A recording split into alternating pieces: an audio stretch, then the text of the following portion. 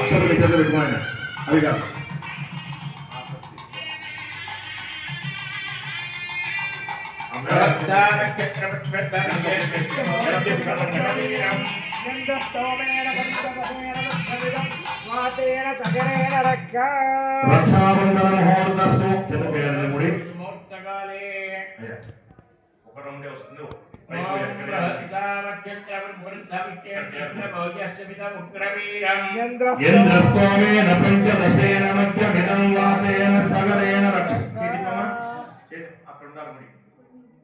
రక్షాబంధన ముహూర్త సుముహూర్తమస్తు. అక్షతలు మీ చేతులు తీసుకోండి. ఆమె కంకణం చేసి శిరస్సు మీద వేసేయండి.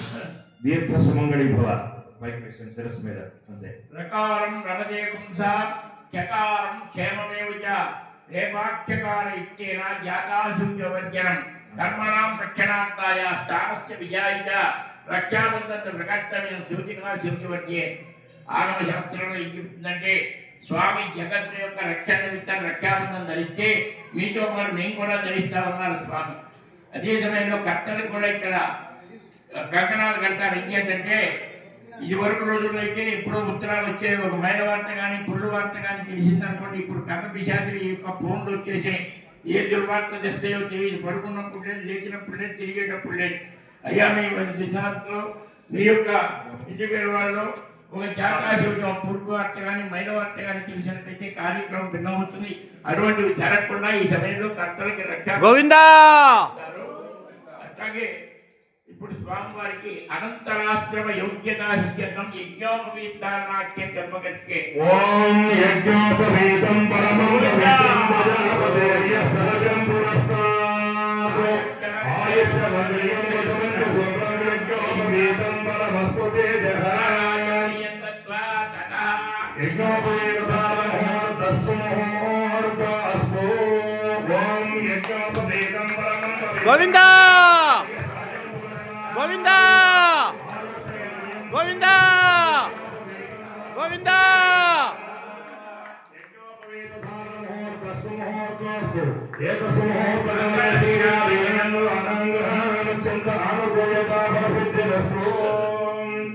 శ్రీవైకుంఠ విరక్తాయ స్వామి ప్రకరణీకరే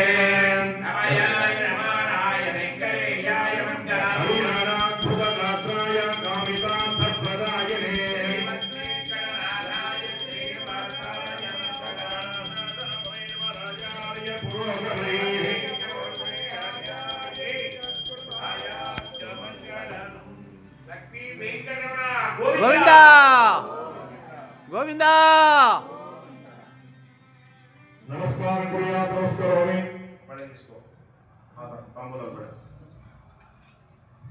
ఆ విధంగా స్వామివారు గృహస్థాశ్రమం స్వీకరిస్తూ ఉపనయన సమయంలో ఒక పోగుతూ ఉన్న యజ్ఞాపీఠం, కన్యాదాన సమయంలో మామగారు మరొక ఒడివేసిన యజ్ఞాపీఠం అట్లాగే ఆ యజ్ఞాపీఠం ధారణ అయింది.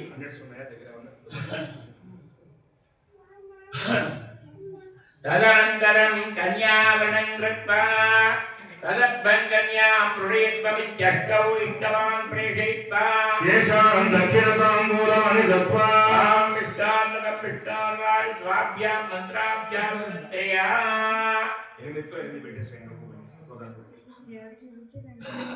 ఇక్కడ